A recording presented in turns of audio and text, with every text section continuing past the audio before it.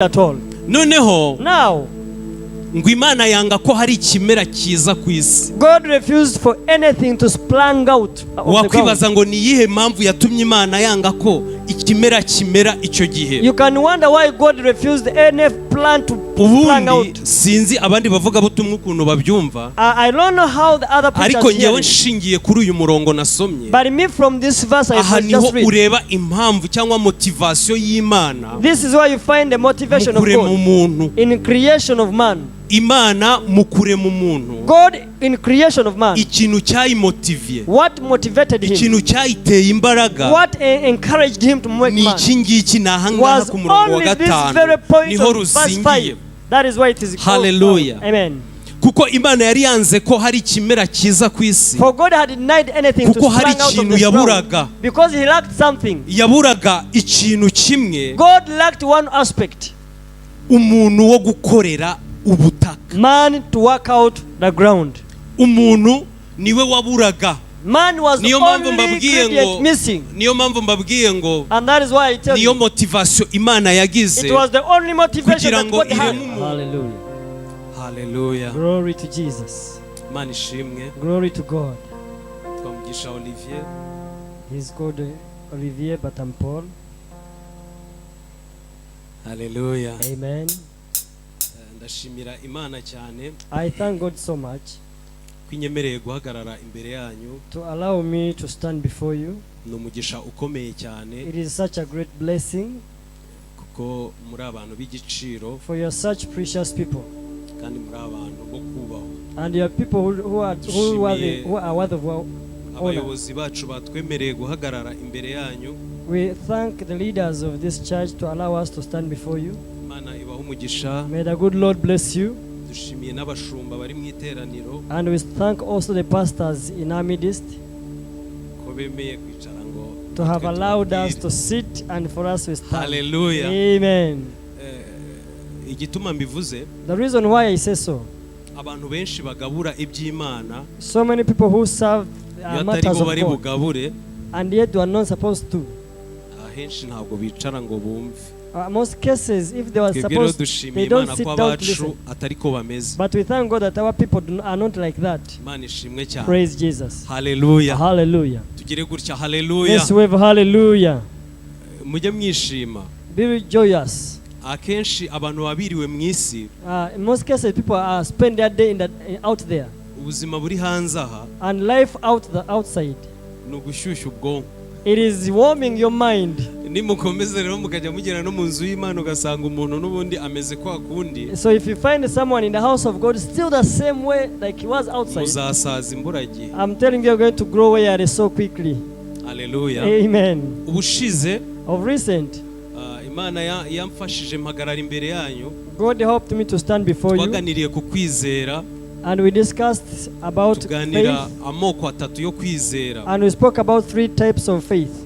Twaganiriye ku kwizera gusanzwe We spoke of this normal faith dusangiye n'abatizera Kristo. that is shared amongst other Tuganira Gentiles. kwizera kungana n'akabuto ka sinapi. We also shared about their faith like a mustard seed. Mu buryo bwa Bibiliya ni ukwizera kutavangiye. Biblically, it is a faith that is nothing like confusion Kuko or mixed ijambo up. ry'Imana riravuga ngo wagira uko kwizera wabwira umusozi ngo imuka ukimuka. For the word of God says that once you have that kind of faith like a mustard seed, you can command a mountain to shift and to move Kubera away. igihe narangirije ku kwizera gukomeye, Because of time, I ended with a greatest faith. kwizera umuntu agira Kristo nawe bikamutungura. It's a kind of faith a person has for Christ Jesus that it catches him by surprise. Hari ukwizera ntavuzeho, There is a kind of faith I did not speak about. mu Cyongereza baravuga ngo ni faithless faith, In English, it is called faithless faith. cyangwa kwizera kw'ibyo ubona. Faith for things that you see. Kwa kundi Thomas yagize bamubwiye ngo Yesu yazutse, Just like the one Thomas had when he was told that Jesus was had resurrected. But he said, I have to touch him. If I don't, ntabwo ngiye kuvuga ku kwizera, I'm not going to talk about faith. nabibutsaga ibintu navuze. I was just reminding you my topic that I Ibintu shared maze with you. kuvugira imbere yanyu ntabwo ari byinshi cyane, Because what I've spoken before you are not so byongere much. bibagumemo. So I wanted to emphasize much Hallelujah. on it. Tugiye kuganira rero ijambo ry'Imana. We are going to discuss the word of God. Umuntu ufite ahantu yandika A person with where to write. Ushatse wakwandika. If you want, you can write. Nago uyu munsi mbwiriza ndi kujya mu birere. Today I'm not going to preach while I'm Nubwo swimming nabyo up. hari igihe nabishobora. Though at times I can do that. Ariko uyu munsi turiga. But today we're just going to learn. Turi mu kinyejana abantu benshi mufite ama smartphone meza. We're in a generation where people have good smartphones. Iyo udafite ahantu kwandika muri telefone yawe ubundi sha uri guhomba kweri. When you don't have a space where to write in your phone, then you're in a loss. Mu Kirundi. I think I spoke tugiye kuganira ijambo ry'Imana. We are going to discuss the word of God. Cyangwa tugiye kwiga ijambo ry'Imana. Or we are going to learn the word of God. Rifite insanganyamatsiko that has a theme. Yes. Ikinyarwanda kibaye cyinshi. Wegendereze Kinyarwanda iki. Ivuga ngo ibisubizo by'ubwami. That says the solutions of the kingdom. Ku bibazo by'amafaranga. To the financial problems. Murumva impamvu nababwiye ngo mwandike. You see why I told you to write. Iyo umuntu avuze amafaranga, when a person speaks about money, hari n'abahita bahengereza mu mufuka. There are those who are going to peep even in the pockets. Ko ari gusohokamo. To see whether the money is getting out of the pockets. Maze iminsi, for some days, mbizi ko nzaza kubwiriza uyu munsi. I knew that I would come to preach this day. Nk'abavugabutumwa bose narasenze. Like any other preacher, I prayed. Ndanategura mu buryo bwanjye. And in my way I prepared. Ngitangira kubyumva. At hearing it, naratekereje. I thought nk'umuntu, like a human, umuhanga ku rwego rwanjye, an expert to my level. Buri muntu agira urwego rwe. Every person has their levels. Nsanga turi mu gihe cyo kubaka urusengero. And I thought that we're in a season where we want to build a church. Umutima wanjye utangira kunganiriza. And my heart began to preach to me. Ko navuga ku kubaka.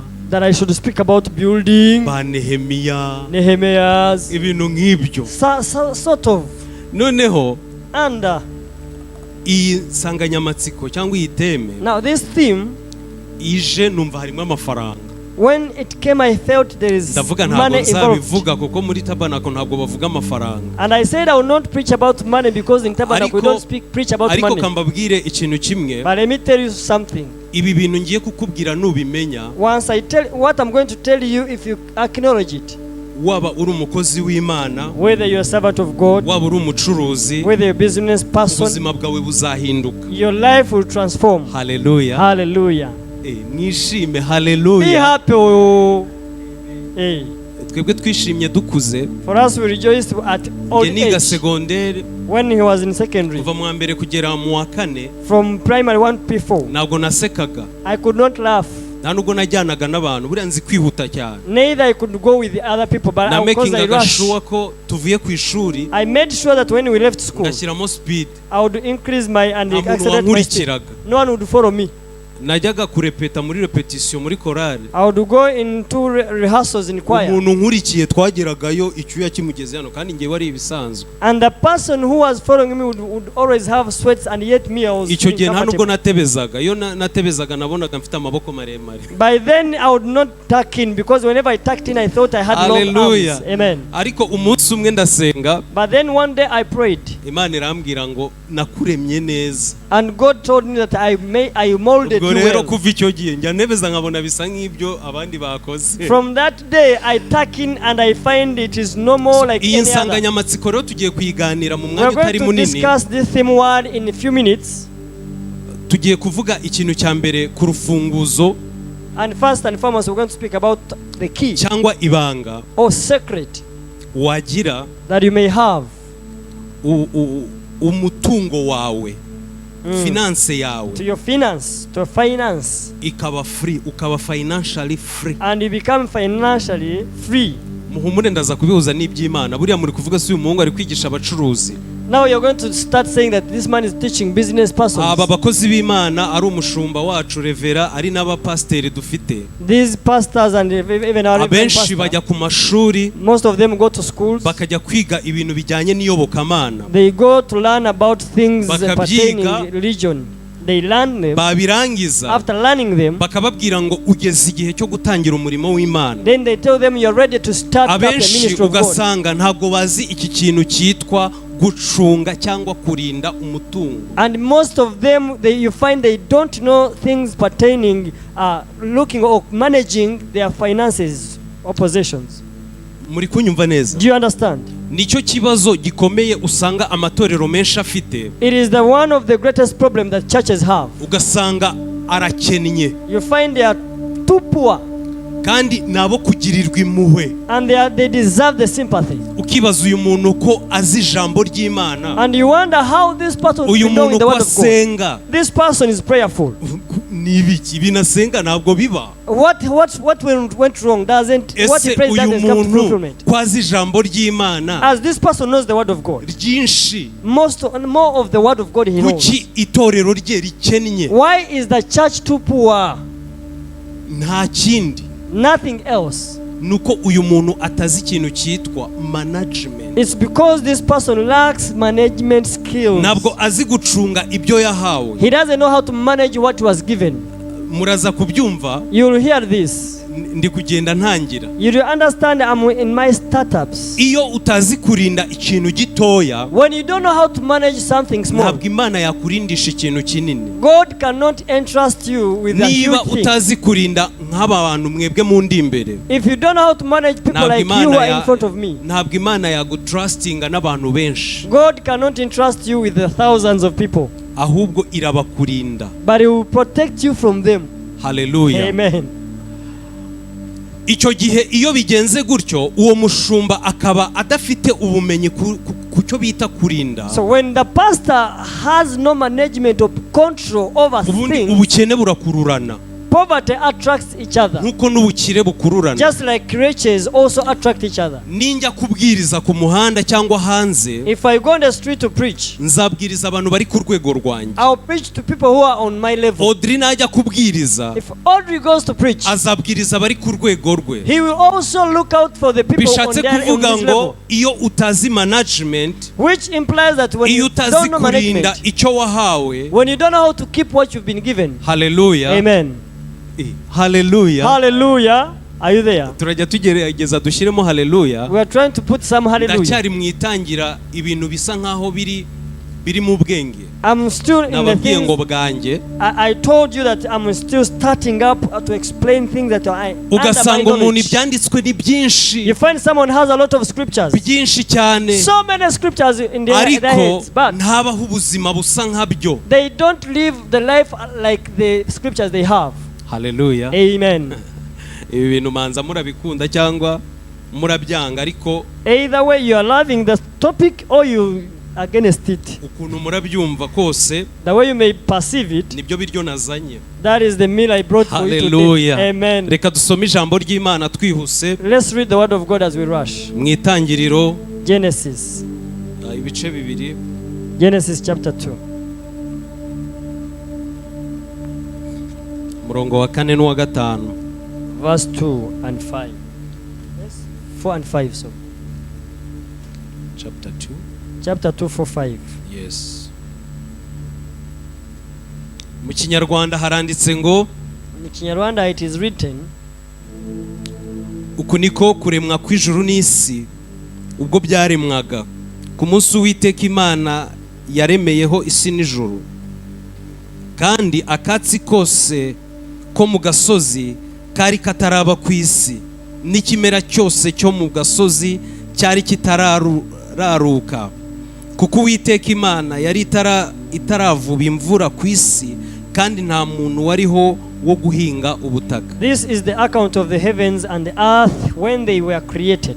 When the Lord God made the earth and the heavens, and no shrub on the field and yet appeared on the earth, and no plant on the field and yet sprang up, for the Lord God had not sent rain on the earth, and there was no man to work the ground. Thank you. Hallelujah. Amen. Bibiliya naringize ngo ntabwo ibivuga nkuko nabishakaga. I thought my Bible would not say it. Kuko hari izindi zivuga ngo till the ground. There are other versions that speak about tilting the ground. Imana irema ijuru n'isi. When God was creating the earth and heaven, turasomye ngo nta cyatsi cyari ku isi. We've just read that there was no shrub. Ngo nta n'ikimera cyose cyari gihari. Neither was a plant. Kubera iki? Why then? Bibiliya iravuze ngo kubera ko Imana itari yakohereje The imvura. Bible has stressed out that because God had not sent rain on earth. Kubera iki kandi? Then why didn't he send? Kubera ko nta muntu wo guhingira ubutaka wari uhari. Because there was no man to work out to the ground. Hallelujah. Amen. Iyo turebye When we look Imana at irema ijuru n'isi, how God created the earth and ubundi heaven, nta buzima bwari ku isi. there was no life on earth. Byari zero life. It was zero life. Nta buzima bwariho ku isi. There was no life on earth. Sinzi niba twatekereza isi Imana ikimara kurema nk'aha uko dusomye. I don't know whether we can meditate and think about how the world was Isi formed itarimo before, inyamaswa. when there were no animals on Isi earth, itarimo icyatsi na kimwe. when there was no grass at Murabona all. aha ku gatutu ukuntu hasa neza. You see how this pulpit is looking Mu good? bintu bituma ngewe handyohera One of the things that makes ni me ibi feel bintu good bimeze about this, nk'ibi byatsi biri hano. it is this green vegetable here. Green Hallelujah. artificial vegetable. Ngewe yo ndi kuhabona mbona biryoshye. When I look at this green artificial Ngaho murebe vegetable, it aha is so hantu. sweet. Now look at this place. Ukuntu hasaga bino bintu bidahari. Look at this place without all this. Ngewe nkunda kubireba muri live. I always look at it at Zashize. live. The past Mbere lives. mutarashiraho ibi bintu. Before we press these things, Hari heza ariko ntabwo hari hameze it gutya. was good, yes, but it wasn't good Noneho as mufate this. isi Now take the world. yuzuye ibintu by'ibitare biri aho. The earth filled up with rocks. Utashaka akanyoni ngo ukabone. You cannot look at the Nta bird. nyamaswa n'imwe iri ku No isi. animal was moving Ni on the ukuvuga ground. isi nta bwiza yari ifite. That means the world had no beauty. Yes, nta bwiza na The bukeya world bwari did buriho. not have any beauty at all. Noneho Now, ngo Imana yanga ko hari ikimera cyiza ku isi. God refused for anything to sprang out of the ground. Wakwibaza ngo ni iyihe mpamvu yatumye Imana yanga ko ikimera kimera icyo gihe. You can wonder why God refused any plant to sprang Ubundi out. sinzi abandi bavuga butumwa ukuntu babyumva, I don't know how the other preachers ariko hear ngewe it. nshingiye kuri uyu murongo nasomye, But me from this verse I aha niho just read. ureba impamvu cyangwa motivation y'Imana This is where you find the motivation mu of kurema God umuntu. in creation of man. Imana mu kurema umuntu, God in creation of man. ikintu cyayimotiviye, What motivated him? ikintu cyayiteye imbaraga What encouraged him to make ni man? iki ngiki ni ahangaha Was ku murongo wa only this gatanu very point niho of verse ruzingiye. 5. That is why it is called. Hallelujah. Amen. Kuko Imana yari yanze ko hari ikimera cyiza ku isi, For God had denied anything to kuko hari sprang out of ikintu this yaburaga. ground because he lacked something. Yaburaga ikintu kimwe, God lacked one aspect. umuntu wo gukorera ubutaka. Man to work out the ground.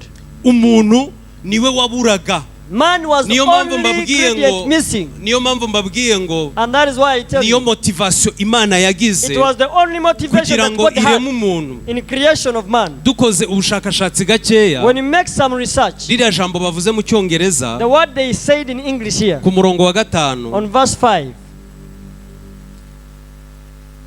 nta muntu wariho wo guhinga ubutaka. Bisome mu cyongereza in verse 5 says that akanyuma.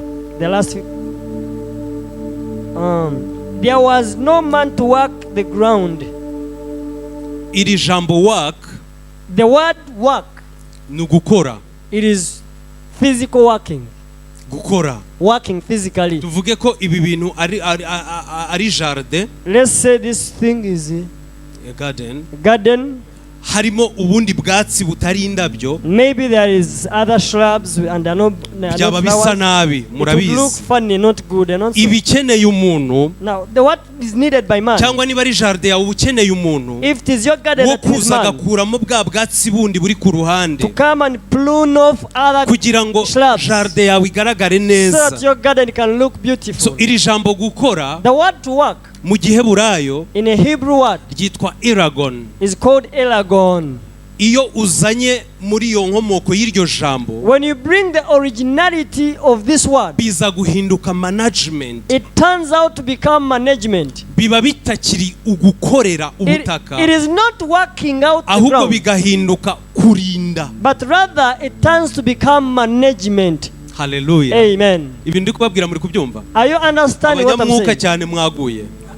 Spiritual people, have you stumbled again? Abantu cyane bazi ko ari abanyamwuka, People who know that they are so spiritual, ntago bakunda ibintu bivuna ubwonko, they don't love things that ntago work out bakunda their ibintu mind. bakoresha gutekereza. They don't want things to bother them as they think.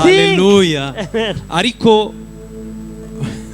Hallelujah. Praise Jesus. Ariko mugerageze mukoresha ubwonko tugiye kugera ahantu mukunda. But try to use your mind because we are about to reach somewhere where you love. Nababwira nuko nta bintu bibagurutsa birimo. All I can say, there are no things of jumping you and jumping birajya up. bikora ahantu hamwe hatonekare. There are things that are going to touch that point and that is hurting you. Noneho iri jambo eragon, the word eragon, cyangwa management, or management, ni ko gucunga umutungo. It is taking care of the possession. Ubundi gucunga niki? What is taking care of? Cyangwa management, or management, nukurinda ibintu by'umuntu. It is protecting one's things. Runaka. Certain things. Ukabirinda neza. Protect them well. Wamara kubirinda neza. After safeguarding them. Mu gihe runaka. In a time T. Ukazabimusubiza. You return it. Byiyongereye agaciro. With increase in value. Hallelujah. Amina. Nago muramfata. You have not grasped me yet. Ariko muramfata. But you are yet to be. Hallelujah. Amen. Nukurinda ibintu by'umuntu. It's protecting or managing someone things. Ukabirinda mu gihe runaka. Protect them in a certain time. Ukabirinda neza. And protect them so well. Ukazabimusubiza. As you return it. Byariyongereye agaciro. With a value added on it. Yes. Kuvuga icyongereza cy'Imana rwose. Amina. Kandi umuntu acunga iby'abandi. And as someone takes care of some other people's things, they are not their own things. Bigusaba kwitwararika. It requires you maximum carefulness. And most people baba Kristo that are Christians, barasenga amasengesho menshi. They pray so much prayers. Yitwa kwiyiriza ubusa. That is known as fasting and prayer. Babyita dry fasting. Ugasanga umuntu arasenze iminsi 7. You find someone goes for 7 days of dry, atanywa amazi, no water, no eats. Noneho then bikarangira uwo muntu, it ends up when that person mumukuye aho hantu mukamujyana kwa muganga, taken to the hospital. Uwo muntu ntabwo ashoboye kwirinda, ntabwo ashoboye kwicunga. That person is not in control of himself. If you are able to control yourself, ukabirangiza tugasanga Pastor John yasenze iminsi 7. If you are able to do that, you first Pastor John after 7 days of fasting. Yarangiza akayasohokamo akaza muri service hano. And after 7 days you come to service. Gusenga kwa kundi ajya senga. He continue to pray and away praise. Icyo gihe ni sawa. By then that is okay. Ariko nusenga ayo masengesho, but when you are done with those prayers, warangiza ukananirwa kuza gukorera Imana, then you fail to come to serve God. Kandi mu byukuri kidutera gusenga, and yet the cause of our prayers, it is for us to work for Him. Imbaraga zitumukora. It is for us to have the power to serve. Ngiye kuvuga ibintu bitandukanye n'iby'abanyamasengesho bizera. I'm going to speak things that are contrary to the what prayer warriors believe. Prayer ntabwo ari impano, icyo ni icyambere. It is not a gift, that's first and foremost. Prayer is a command. Nubwo waba usenga, whether you are praying, twese tutari gusenga hano, the way we cannot handle as you don't have a gift to pray. Ahubwo wumvise itegeko ry'umwami. But you just obey the commandment of the Lord. For the Lord Jesus said, pray. Ntabwo yababwiye ngo ndabinginze. He did not plead with you, please pray, but you have to pray. No way. Nukuvuga gusenga ni itegeko. Prayer then is a command. Gusenga ntabwo ari impano. Prayer is not a gift. Waba usenga gakeya, whether you are praying waba usenga cyane, ntabwo ari impano. It is not a gift, but it is a command. Uri umukristo ukaba uri hano udasenga. If you are Christian and you are here and you don't pray, uko na problem. You have so many problems. Ufite ibibazo bikomeye. You have great problems. Hallelujah. Praise Jesus. Tuzamura Imana icyubahiro. Hallelujah. Lift the glory of God. Banange. Kugira ndebe ko ntari kwigisha abacuruzi. Hallelujah. So that I say I'm not teaching the business persons.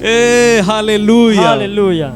Nukuvuga kugira ngo urinde umubiri wawe. It means for you to protect your life or your body. Kumenya ngo umubiri ukenera amazi, your body needs water, umubiri ukenera ibyo kurya, your body needs food kugira ngo ubeho, so that it can flourish. Ariko nawe niba utunzwe n'ibyo kurya no kunywa, but if you are sustained by food and drinks and you are not prayerful, ntabwo ukomeye. You are not so strong then. Ntabwo ukomeye. You are not hari ibintu Emma yigeze atubwira. There are things that Emma told us. Ngo hari umuntu wamubwiye ngo gushaka umugore, to find a woman, ngo birategurwa ntago bisengerwa. Is prepared and is not prayed for. Arambwira ngo birasengerwa ntago And then he said again that it is Ni prayed ukuvuga- for and not prepared. ndi kubigisha kurinda ibintu byose mufite, It's like I'm trying to teach you to protect anything that you kuko have. ibintu utunze uhereye kuri wowe Because all the possessions that you have, starting with yourself, warabirindishijwe. you are just given a stewardhood. Nujya muri saro ugakora agasatsi neza, If you go to the saloon and you make up your hair, ntukajya wikubita mu gatuza ngo uvuge ngo minafanana Don't go- muzuri. don't go out Yeah. and brag that, hey, I'm so smart. Wowe uri umuntu urinda wowe. You are just a steward. You're not. You are the manager You're the manager of yourself. yourself. Mm. Hallelujah. Amen. Imana iravuga ngo nzameza ibi byatsi God said that I'll cause the grass to sprout ari uko mfite umuntu abyitaho. when I have someone to take or to Ni nayo manage mpamvu them. Imana yanga abanebwe. And that is why God hates laziness. Ntangiye kugera ahantu hababaza. I'm getting to where Imana it yanga pains abanebwe. you. God hates lazy people. Hallelujah. Amen. Imana yanga abantu birirwa bareba televiziyo bukira. God hates people who watch TV from Hari morning to abantu night. benshi batagira akazi, There are so many people who don't have work. bagasenga amafaranga ngo Imana ibahe TV, They pray for God to give them yamara money, kugera muri salo and when they get to the sitting room, ugasanga umuntu amaso ahora abyimbye. you find someone's eyes are always swelling. Kubera iki? Why? Atangira areba amakuru, They start by news. yaruha akareba movie, When they get there, they yaruha watch a akareba movie. indirimbo, Then they got songs. shene zose ababizi ibicaho. He knows what is on the Ubu hari umuntu programs. twahamagara hano akakubwira amaseri aca ku mashene yose. We can call someone here and he gives you all the narration and narratives of the series that are going on TV. Nari mbabwiye ngo televisions. Imana yanga abanebwe I had told you that God hates to the laziness. extent amasengesho y'abanebwe To the extent that the prayers of a lazy biragoye ko person yakumvwa. are very hard to be loved. Abavugabutumwa bakunda kuvuga ngo reka nsoze, Preachers tend to say that let me wind up, noneho bagasoza inshuro nyinshi. but they wind up so Njye ntabwo many ndi times. gusoza ahubwo ndi kuwegera umusozo. Me, I'm not winding up, but I'm Tugiye going kugera closer noneho to the tugeze end. kuri point nshaka ko mwumva cyane, We are on a point that I want you to hear and hear it ivuga ngo well. gucunga cyangwa kurinda Managing no gusenga. and prayer. Hallelujah. Amen. Imana God ntabwo izaguha ikintu usengera will never give you what you're praying for keretse gusa unless ushoboye kukirinda. if you're able to manage it. Ngiye kugasubira. I repeat, Imana God in heaven, biragoye ko yaha Paul it's very hard God to give Paul Range Rover uyu mwanya a Range Rover today, although he's going to give it to me, keretse ashoboye kuyirinda. unless I'm able to manage it now. Izayiguha Yes, he's going to give it to me. Hey. nuba ushoboye kuyirinda. If you're in position to manage it, Hallelujah. praise Jesus. Tugire gutya. Hallelujah. And I wave to me now. Imana ntishobora gukora ikosa God cannot make such a nubwo waba mistake. usenga mu ndimi z'abamarayika n'iz'abantu, Whether you pray in tongues of angels and even human tongues, uri kuyisaba ikintu runaka ngo ikiguhe, asking for certain keretse things, gusa ushoboye kukirinda. unless you're in position to manage it. Udashoboye kukirinda, If you're not in position niyo to manage mpamvu it, usanga umuntu asenga that is why you find most amavi people akamera praying, nk'ay'ihene, and they have knees like the ones for the ugasanga goats, undi arasenze, and you find another one prays. ibimenyetso ku mubiri biragaragaye, Signs on the body are ugasanga visible, ntabwo ashubijwe. but they are not answered. Kubera iki? Why? Kubera ko adashoboye kurinda ibyo yasabaga. Because they are not in position to protect or to manage what they are asking for. Uri gusengera ibihumbi 500, You are praying for Mana 500,000. ndashaka ibihumbi 500, Oh Lord, I need ukavuga mu 500,000. ndimi You speak in nyinshi, so many tongues. ukazamuka imisozi You go in myinshi, mountains and climb many of them. Imana ikakureba ikakubwira ngo And when God looks at you and says, ushize naguhaye ibihumbi 50, last time I gave you 50,000 gutanga shillings, ibihumbi 5 by'icyacumi byarakunaniye. to give a tithe of 5,000 was a Unacheza problem na for you. mie niko mwenzako. You are playing with me. Am I your friend? Ikintu muri kucyumva. Do you understand this? Hallelujah. Amen. Icyo gihe nusaba ibyo bihumbi 500, By then, if you pray for 500,000, you pray. abantu bakunda gusenga nibajya ku misozi yose yo muri Kampala, People who love to pray, they go to the bazagusangayo. mountains of Kampala and they will find ariko you Imana there. ntiyakora ikosa ryo kuguha ayo But mafaranga. God cannot mistakenly give you that money. Hallelujah. Hallelujah. Hallelujah. Hallelujah. Abantu bari gusenga basaba amazu yabo mugire gutya turebe. People who are praying for their own houses do like this. Wow. Wow. You don't want a house. Ishimwe Yeah? rwose. Bari bacyagara ku Mu gihe in time uri gusengera inzu yawe yo kubamo, you are asking God for your ukaba house utazi gufata neza inzu ya landlord, and you don't know how to manage landlord's usanga house. inzu yawe inzu ubamo You find your house where you stay, waratobaguye. there are potholes, Hari abantu baba mu mazu There are people who live in houses. ni umuntu uba muri iyi nzu and you wonder whether it's abana a human who stays n'ibikoko. or are they animals. Niba utazi kurinda inzu ya nyiri inzu, If you don't know how to manage the nubwo landlord's wasenga house, ngana gute, whether you pray how much, ntabwo Imana izakwizera ngo iguhe inzu yawe, God can never trust kuko yo you to uzajya entrust usanga with harimo your house. indake mu nzu warashyizemo ibintu by'ibinogo. Because God will find you have put holes in your Reka mbahe house. urugero. Let me give you an example. Murabona aha hantu turi, Do you see where we are? murahabona Do you see the place where we are? abantu tabana kwiza gufata aha hantu ngo bahapange, ni bande bari bahari? How many people are here when you are taking up this place? Imana ishimwe. Praise God. Hasaga gute? Simubizi ukuntu How hasaga. was it looking like? Hasaga nabi It pe. was too Nkurikije ahandi dark. njya mbona iruhande, hano hantu hasaga nabi. When I see the photos Ariko before, murabona ubuzima the place buhari. was too bad. But do you see the Muri life kubona here? ubu buzima buhari. Do you see the life that we have here? Nukuvuga Imana It's because that God iri more than ready is more than ready kuduha ahantu hacu heza. to give us our own good place. Kubera iki? Why? Atari uko muri gusenga Not cyane, because you are too prayerful. atari uko mufite amafaranga Not menshi, because you have too much ahubwo money. kubera But because muzi kurinda n'iby'abandi. you know how to manage Ndakeka other people's. na nyiri iyi nzu And I believe the iyo owner of ageze this hano house, muri Tabernacle when he comes to Tabernacle, yifuza ko abapangayi bose he desires that all the bajya bagira inzu ye tenants gutya. should have So their house mu like this. gihe udashoboye kurinda inzu y'abandi, At the moment you're not in position to protect other ntutegereze people's iyawe house. my dear. Don't wait for your own house. Uciye intege wowe I wasengaga discourage you who have been praying utazi kurinda. and yet you don't know how to protect and manage Iby'abandi. people's things. Hari abantu bajya basenga, There are people who pray. ngiye kuvuga ku bantu bakomeye, I'm going to speak about great people. Imana indengere. May the Lord be on my side. Ugasenga ukavuga ngo Mana, You pray that, oh Lord, Imana iraguhamagaye uri umushumba, God has called you to be a pastor. ugasenga amasengesho menshi. You pray so many Mana, prayers. ndashaka mega church, Lord, I need a mega church, a ndashaka cathedral, igisengero kinini I need a nk'icyo cathedral. Tabernacle tugiye kuba, like the one Tabernacle is yet to build, kinini cyane a very big cyakira nk'abantu church ibihumbi mirongo. that can have 10,000 people. Utazi kwita kuri uru rutoya ufite, But yet you cannot even manage the dear, small that one you have. uzasenga My friend, you pray usenge and pray wongere and usenge again pray.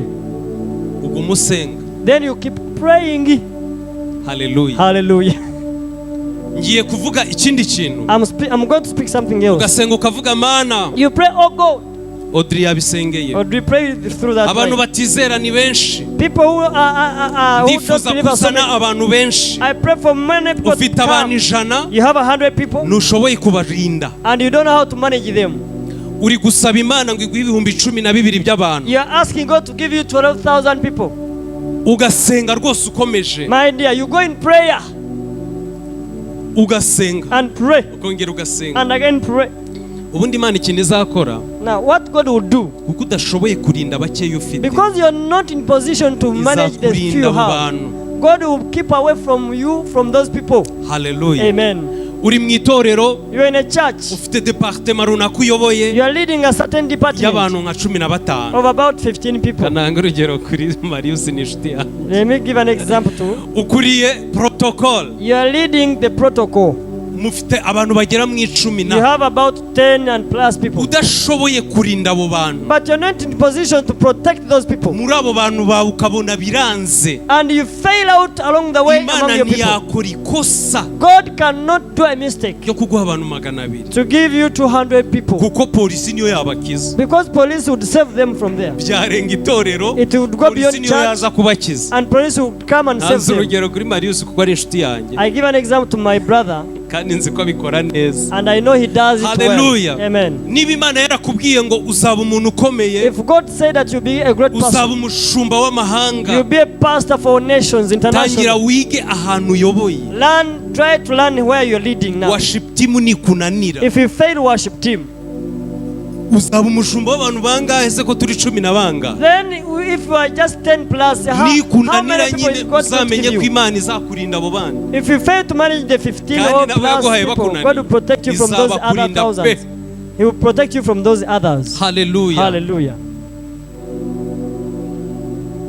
umuntu akabona miliyoni y'amashiringi, a person receives 1M shillings, akajya mu isoko mu gikubo, you go to Chikubo, akagura ikanzu you buy a kanzu y'imitwaro 50, of 500,000. inkweto z'abagore ziranahenda, Shoes for women are expensive. akagura urukweto rw'imitwaro nka 40 na. You buy a shoe of 400, Noneho 450,000. Imana ntiyaguhaye miliyoni, God did not give you a million. ugahita uza ku cyumweru You come on Sunday n'agasakame keza with a na good. style. Abagore bafite ukuntu bagenda cyangwa abakobwa, There is this catwalk. iyo bambaye women, neza when turabimenya. they dress to kill, we know. Akaza rwose ari They kudunda, come, you know, akaka envelope protocol, they come and ask akaza na an envelope envelope. iremereye, They come with agashyira an hano envelope mu and they giturisho, drop here in where we put our, harimo imitwaro 3. with 30,000. uwo ni intwari kazi. That one is a warrior. Haleluya. Amen. None uri gusaba Imana ngo But you're asking God, Mana ma miliyoni y'amadolari. God give me $1 million shilling. Imana ubundi mubona nta bwenge igira. Don't you think God is wise? Ni ukuri kw'Imana iguhaye iyo miliyoni, If God dares to give you $1 Wapfa. million, you will die. umubiri ugapfa, You die in flesh. tukaguherekeza sinzi ahantu bashyingura inaha, We send you to, bakagushyiraho igitaka. and we cover you with the soil. Mbabwira impamvu, I tell you why. nta muntu nangaho urugero. I cannot give an example. Wajya mu mujyi, You can go to the maneke town. zose ukabona zambaye neza, And dummies.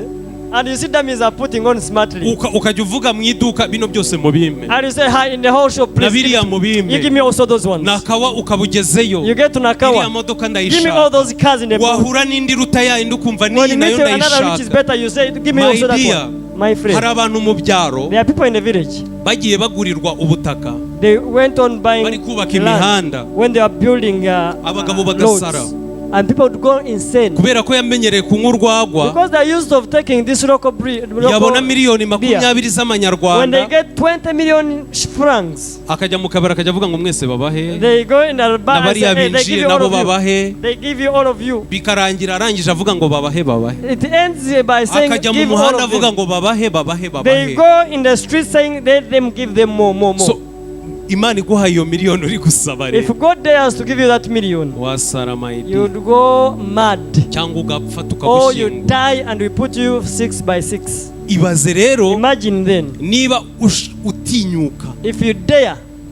Hari ahantu twari turi, ahantu turi kwiga ijambo ry'Imana, There is where we are learning the word of God from. umuntu umwe baramubwira ngo And one person was told, Imana iguhaye miliyoni washobora gutanga icya 10 cy'imitwaro 10. if God gives you 1 million, can you be in position to give 100,000? Ibihumbi 100. And he stretched and said, 100,000? Narasetse ndavuga Mana yanjye. I laughed and I was like, oh my God. Imana ishimwe ko yari akiri mutoya, Praise God that he was still ariko young. ibaze ufite iyo myumvire ungana nk'uko ngana. Imagine to have that kind of perception Biragoye at ko my Imana age. It is very hard that God yagira ikintu iguha gifatika. can ever give you something Ngaho physical. mwibaze wa muntu ufashe imitwaro 3 ashyize mu giturisho, Imagine the person who took 30,000 and put in a basket. ibihumbi 970 bimuriho gutya, And 970,000 is upon his head. warangiza ngo unataka Mungu akubariki. Then you want God to bless you. My dear, My friend, iyi principle of the management, principle of management, ubu buryo bwo gucunga amafaranga, the way of managing money, mu kinyarwanda ubundi nabuze, ubundi ni no kurinda ibintu byose bifatika. it's like managing everything physical and tangible. Things. Hallelujah. Amen. Rero Imana ntishobora gukora iryo kosa. God cannot do that mistake. Ubundi Imana ikintu dushakaho, All that God requires of us, ishaka ko tuba aba economist. He requires us to be economists. Ubundi abantu benshi, Most people, niba ari ubuswa twakuranye, I don't know nanjye whether it's ndimo, foolishness that we grew up with. ubundi iyo bavuga ngo umuntu ngo ni umu economist cyane, When they say that so and so is an kandi economist, abenshi niko muraza kumva mu byumva, most of you umuntu will feel udatanga that way. utuntu twe uduhorana, siko tubizi. You will find that is a person who is Ariko ubundi umu stingy. economist mwiza but a good economist. ni umuntu ukura ibikeya, It is a person who gets from little, ukura ibike mu ibyinshi mu bike. someone who can produce results from the little thing. To get the most out of the least. Yes. That is good English. Good. Abantu tutazi icyongereza dufata utuntu dutoya People kugira ngo tuzitabare. Hallelujah. Praise Jesus. Nari ndimo kubabwira ngo Imana iradushaka ko tuba aba economiste. I was telling that God wants us to be economists. Nukuvuga ibikeya ufite. To get the list that you have. Ukabikuramo ibyinshi. And produce much out of Kananga it. urugero rw'ivugabutumwa. Let me give an example of evangelism. Ko turi mu rusengero. Because we're in a church. Ariko ndabwira n'abantu bajya hanze gukora mu But I'm buzima also busanzwe. speaking to people who go out to do other businesses. Ukaba uri umuvugabutumwa. You're an evangelist. Pe urabizi. You surely know that that is your calling. Hari n'abarenga urugero. There are those who go beyond knowing. Bakanamenya ngo njyewe. And they know that me. Zaba umushumba. I will be a pastor. Kandi ukomeye. And a great one, not a simple one. Ukomeye cyane. A great one. Warangiza ukaba udasoma Bibiliya. And then you're not reading the Bible. Utongera ku bumenyi bukeya. To adding to the little that you have. Utongeye ku mpano Imana. Guys, ibintu ndi kubabwira. What I'm telling you. Ndi kubibatongera. I'm emphasizing so amahirwe much muri tabanako nuko niyo ugiye online. The problem when you go online on Tabernacle, ubisangaho. You find it there. Niyo mahirwe dufite. That's the ubundi ari nk'ahandi. If it was another place. Cyangwa niyo mpamvu mutajya mwandika. Oh, that's why you don't write. Ukaba utandika sha wabuhombye kweri. If you live without writing, you'll be total loss. Because uri umuvugabutumwa, you are an evangelist, urasenga cyane, you are prayerful, mu ndimi no mu magambo y'Ikinyarwanda cyangwa Ikigande cyangwa Icyongereza, verbal Ruganda or Runyarwanda, ukaba udasoma ibyanditswe. But you don't read scriptures. Udasoma ibyanditswe. You don't read scriptures. Ubizi neza ko uri uwo nguwo navuze. And you well know that you are that person that I mentioned. Uzaba umushumba ntazi ubwoko bwawe. You become the pastor that I don't know uzaba umuvugabutumwa kind of you are. ntabona ishusho mvuga. You be that pastor that I have no image to explain. Niba ushaka, if you desire, kurinda, to manage ikibitsanyo washyizwemo, the treasure that you have been invested in, abantu ijambo ry'Imana, and you well know that you will serve the word of God to people. Hingira ibyo biremwa sha. Please prune for those preachers. Soma ibyanditswe. Read the scriptures. Niba wasengaga gatanu ku munsi, if you are praying 5 times a day, senga kabiri usome karindwi. Now read twice and pray 7 times. Cyabikoze niba ushaka kuzajya ubona umuntu wabona nka mami gutya. But if you want to become like the one who can swim like this, umubwira ngo imyaka 10 ishize, Mami 10 days, 10 years ago, you came to Uganda, and you came like this. Uzasenge cyane. Pray so much. Ako niko kazaba ari akazi kawe. That will be your work. Uzaba uyobye umuhamagaro. But you will have gone astray from the calling. Bimeze. Uzaba uyobye. Kuko niba Imana yarakubwiye ngo gaburira abantu ijambo ry'Imana, if God told you to serve the word of God to people, ubuteka mutwe bw'abavugabutumwa, that is where kuko badakora ibyo bagomba gukora ngo buhire. The evangelists, they don't water for their gifts given to them. Ahubwo bakajya mu bindi but they opt to go for other fields, and yet they are not supposed to. Hallelujah. Praise Jesus. Navugaga kuba mu nzu y'Imana. I was speaking about people in the house of God, and that's why you're looking with that eye. But let me speak generally in life. Has anyone lived without a charcoal stove? Or maybe you have gas, but they all do the one thing.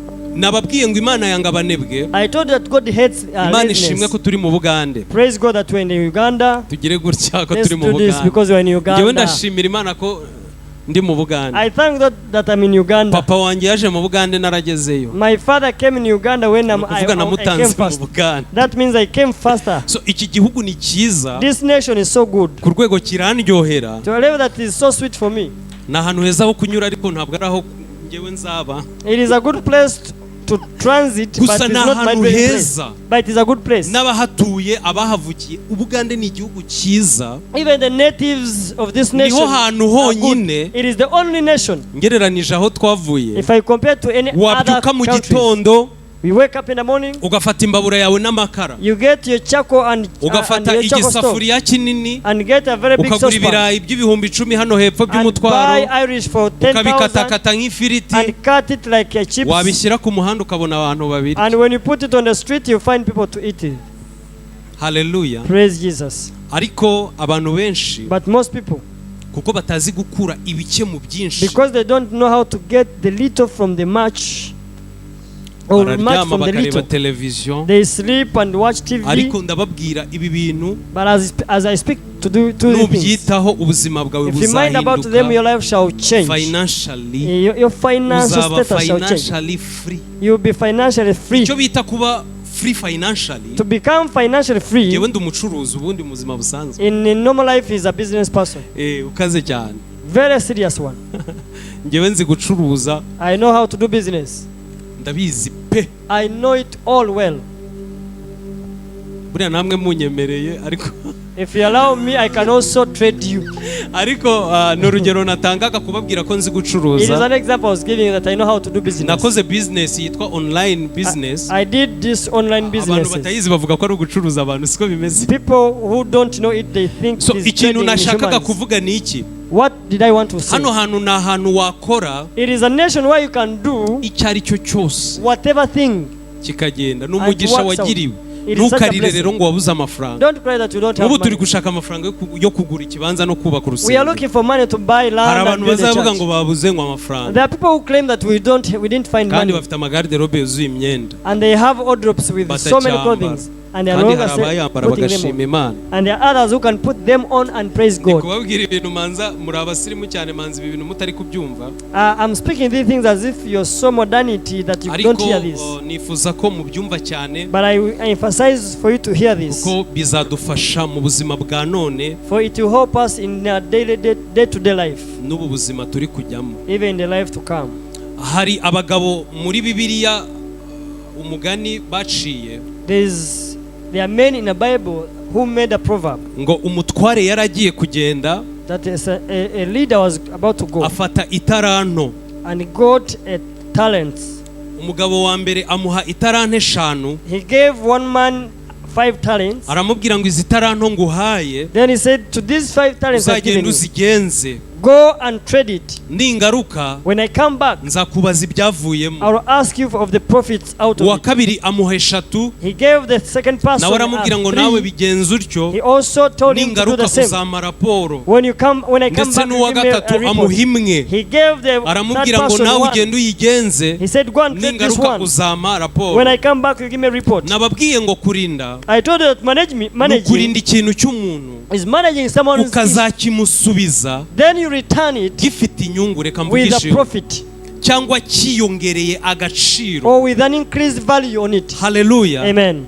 aba bagabo baragiye barazicuruza, These men went and traded we them. 5 arakora, The 1 of 5 worked out arakora zibyara izindi 5, and produced more 5. we 3 nawe arakora, The 1 of 3 also worked hard, zibyara izindi 3, produced other 3. wa undi wimwe Then the 1 of 1, arayifata arayitaba he went and buried it arayibika, and kept it. ngo aribwira ngo And he told himself, databuja ni umunyamwaga my master is so kandi quarrelsome. asarura aho atabibye, He wants to reap where he did not sow. kanyibike, Let me keep it. hari igihe nayishora I might invest it igahomba kanyica. and I incur losses, then he Arayibika. kills me. So he kept it. Boss aragaruka, When the boss came back, arangije arabahamagara, the master came and called them. raporo y'akazi. He said, give me the report of the work. Haleluya. Hallelujah. uwe 5 araza aravuga databuja, The 1 of 5 talents came and narahiriwe said, rwose, I was so blessed. narayicuruje, I traded it, none dore zabyaye izindi and 5, here I have 5 profits out of it. ni ukuvuga zibaye 10. That means he has 10. we 3 nawe baramwakira, And they welcomed the 1 of 3. araza aravuga ngo He databuja, came and said, my nanjye master, niko nabigenje. I did the same also. nyiri kuvuga ibi bintu, As I speak this, ndashaka kubabwira ko Imana I want to tell you that ntabwo God igikwaka can never take you out of. ibirenze ibyo yaguhaye. He can never ask you what is beyond what he Hallelujah. gave you.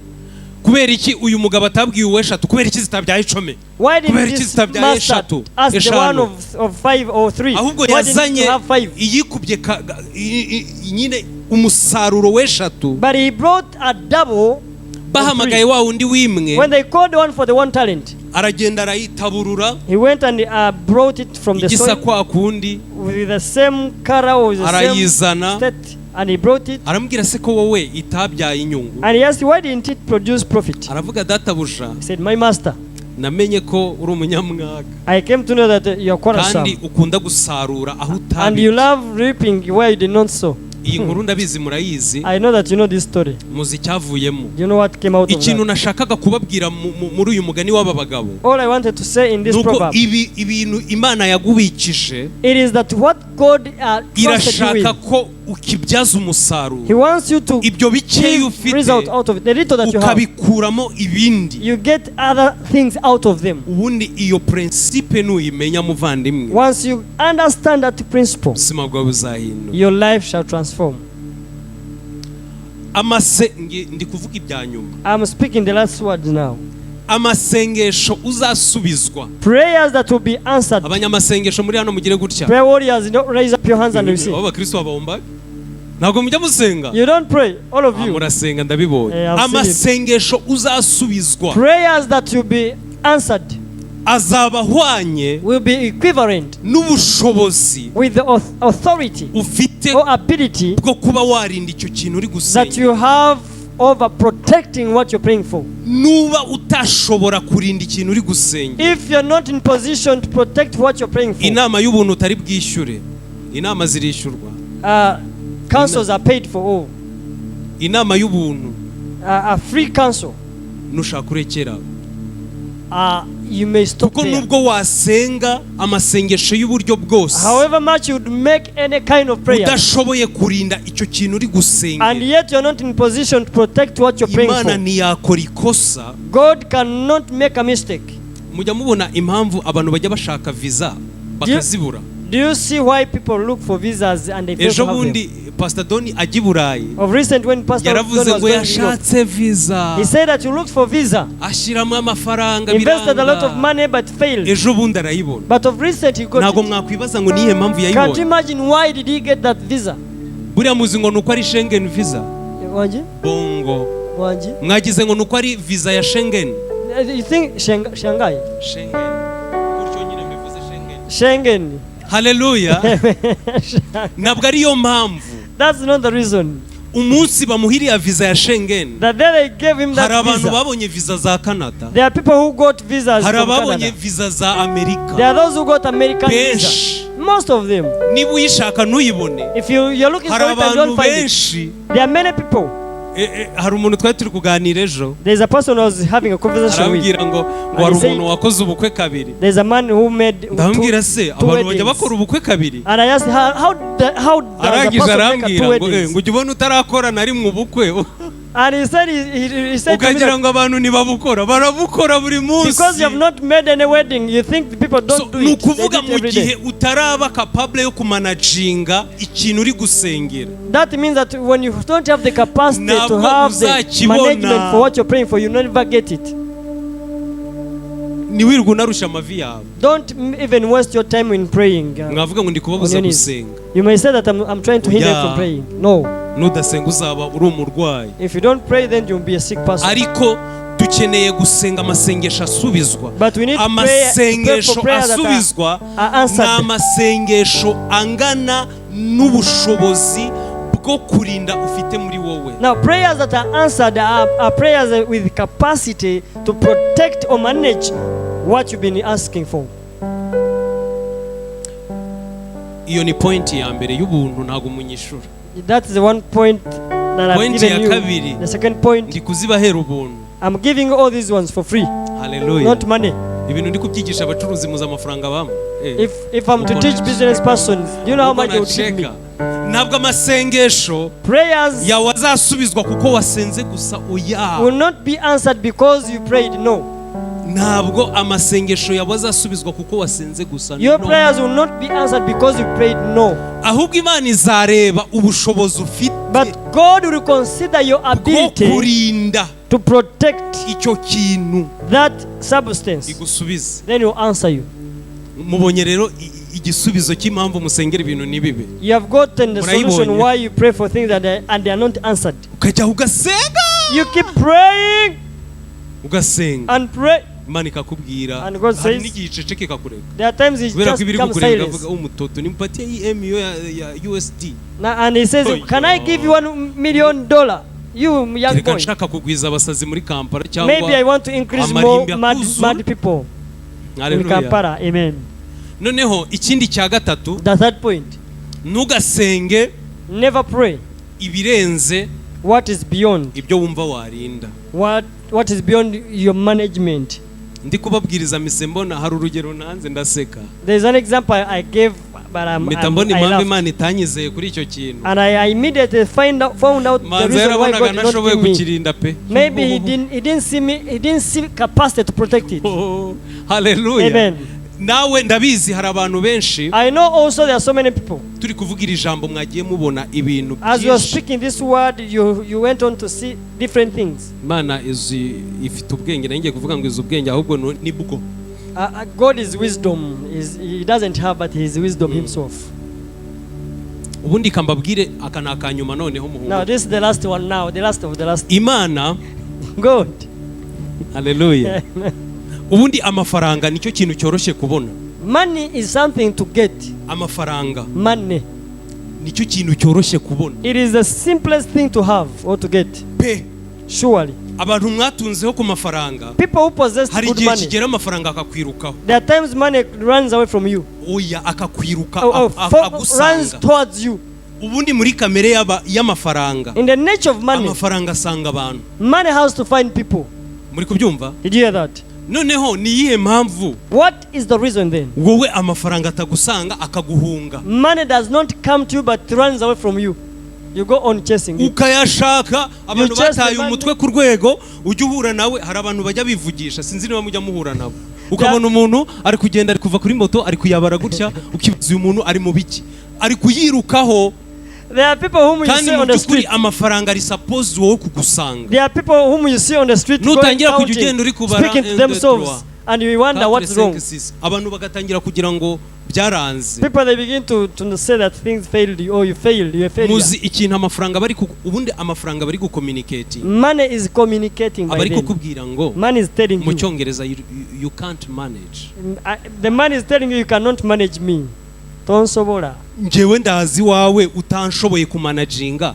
I come to you and you're not able to manage me. Ikintu akora rero araguhunga. What it does, it runs away from you. Kuko bari kukubwira sha nagushoboye kundinda rwose. Because money is like money, you're not able to. Uzamarira mu musatsi no mu makanzu no mu mapantaro no mu mashati. And in shirts and in your hair. Ntabwo uzankoresha icyo naremewe gukora. You will not utilize me what I was supposed to do. Icyo gihe azaguhunga. So by then that money will run away from you. Ujya wirirwa warataye umutwe. You will keep having headache.